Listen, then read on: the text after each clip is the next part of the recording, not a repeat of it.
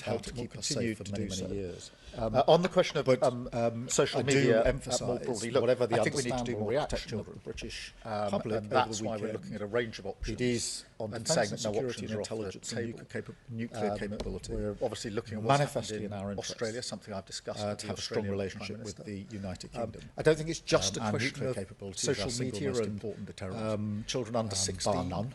I think and we're looking that at has a range helped of to keep us measures. safe for I'm many, many particularly years. concerned about Screen on the question time of for under fives, social media, which is not so more much broadly. about Look, social I think we media, need to do but more about to protect literally children. screen time and the And impact it's that's having why we're on looking at children a when they range of arrive options. and saying that no options are off. I do think we need to look across the range, but obviously direct answer to your question, do we need to do more to protect children? I don't think it's just a question of social media and associated children under 16 harms. Then yes, we've got to look at a range of measures. I'm particularly concerned about Thank you all very much indeed. for under fives, which is not so much about social media, but about literally screen time and the impact it's having on children when they arrive at school. So I do think we need to look across the range, but in direct answer to your question, do we need to do more to protect children when it comes to social media and screen time? Good morning. Associated. The world has become markedly more turbulent in recent weeks. Thank you all very much indeed. Events are moving fast. And in moments like this, what matters most is being clear about the values and the interests that guide us, even as circumstances change. The United Kingdom has a long history. Our values were not improvised. They were built patiently over time. And while we are pragmatic in how we pursue our interests, we are resolute. We are President Trump in defending those values when it matters. We're determined to keep that relationship strong, constructive with the United States and focused on results. The UK and the US are close allies